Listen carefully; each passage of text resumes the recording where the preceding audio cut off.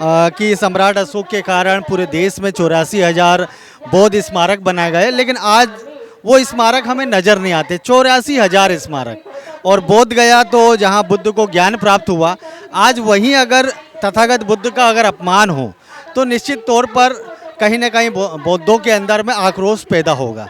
Sir, जिस प्रकार से सर ने एक इतिहास बता दिया, मैं संक्षेप में चाहूँगा कि बीटी एक्ट रद्द क्यों हो, आखिर आप लोग उसके पीछे क्यों पड़े हैं? अगर सरकार ने बीटी एक्ट रद्द कर दी और उसके बाद में आप लोगों को उसका प्रबंधन सौंप दिया, तब ऐसा क्या नया हो जाएगा जिसके लिए आप लोग आंदोलन करें? साथियों, मैं भीमराव जी पुसे, भारतीय बौद्ध महासभा विदर्भ प्रमुख और महाराष्ट्र संगठक, इस नाते से यहाँ जो संविधान चौक नागपुर में उस बुद्ध विहार, महाविहार बुद्ध विहार मुक्त होना चाहिए, इसीलिए यहाँ आंदोलन चल रहा है।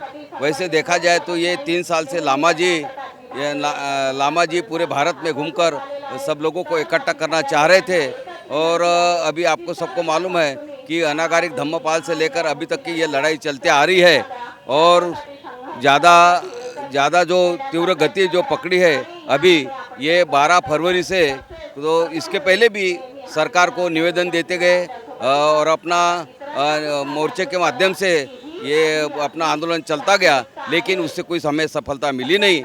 और इसीलिए अभी ये धरना आंदोलन करना पड़ा कि जब तक हम वहाँ बैठते नहीं तब तक हमारे बौद्ध विहार हमें मिलता नहीं।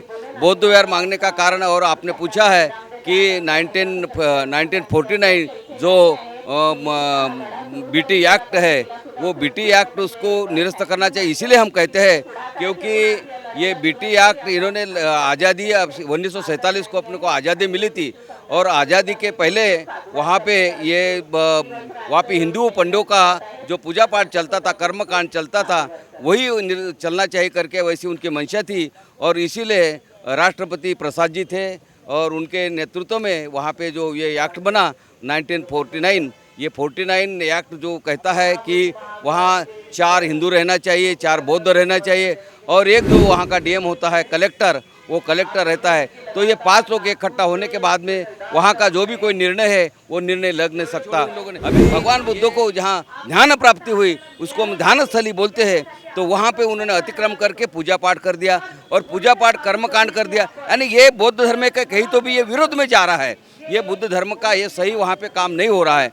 और वहाँ पे अभी पिंडदान होता है, तो कुछ और दूसरे कर्मकांड होते हैं, वो कर्मकांड होना नहीं चाहिए। और इसीलिए हम चाहते हैं कि ये जब 1949 अगर ये एक्ट खत्म हो जाता है तो ये पंडों का जो अधिकार है वो चला जाएगा। और ये जो हमारी शक्ति कम पड़ी थी उस बुद्ध विहार को मुक्त करने के लिए, वो हमने अभी और निकाले उसमें। इसके पहले भी नागपुर से ही हम लोग साथ में गए थे ससाई भंते जी के साथ में 92 में, और वहाँ पर भी, लेकिन वो भी चला नहीं, क्योंकि हमारे भंते जी को मैं ऐसा नहीं कहूँगा कि उनको कहीं और पद वद देकर इनको बहला गया, क्योंकि जो कांग्रेस सरकार थी इन्होंने भी हमारे ऊपर अत्याचार कर, बीजेपी सरकार ये भी अन्य अत्याचार करने वाली है, क्योंकि ये कांग्रेस के जो पहले के लोग थे ये भी हिंदूवादी थे, ब्राह्मणीकरण वाले थे, और अभी की जो सरकार है वो भी ब्राह्मणीकरण करने वाली है। तो इसी वजह से क्या हो गया कि ये हमारे धर्म को दबाना चाह रहे हैं, कुचलना चाह रहे हैं। ये बुद्ध का तत्वज्ञान हमको अच्छा लगा, और हम लोगों ने लाखों की संख्या में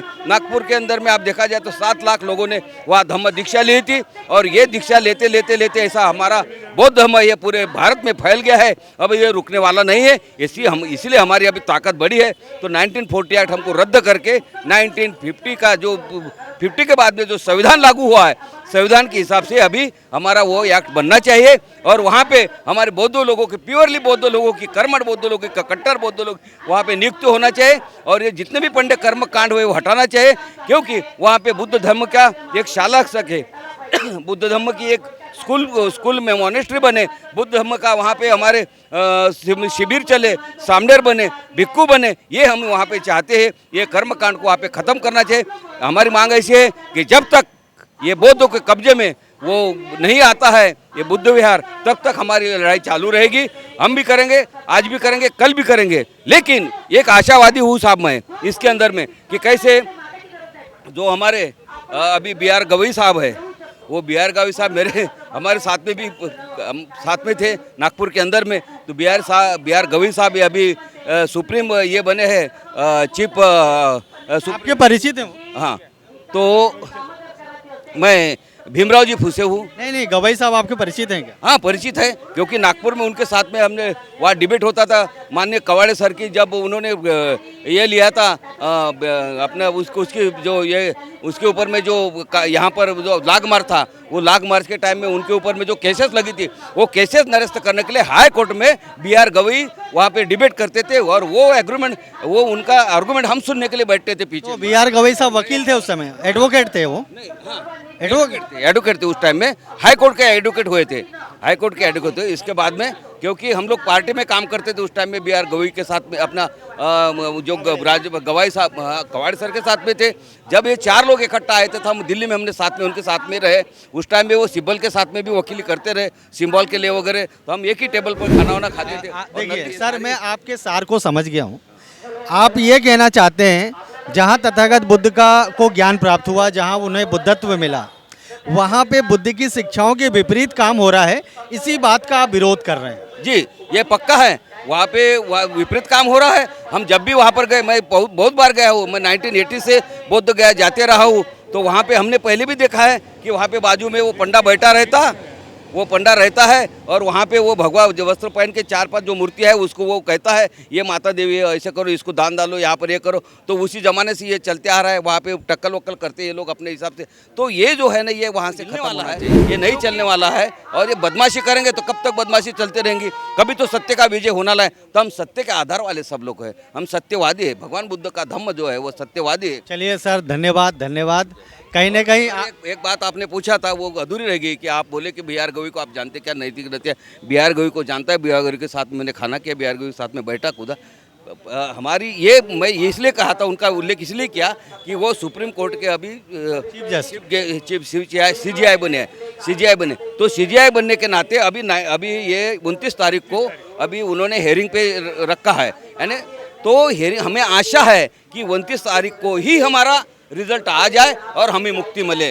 और यही अपेक्षा उनके साथ में, क्योंकि ये बहुत प्रयासों से बहुत दिनों के बाद में हमें CGI मिला है, और वो भी नागपुर का है और वो भी बुद्धिस्ट है। और हम अपेक्षा क्या करेंगे कि वो हमारा निर्णय लगा दे और उनको भी हम बाबा साहब के जगह में पूजना चालू कर देंगे, क्योंकि बहुत बड़ा काम हो जाएगा।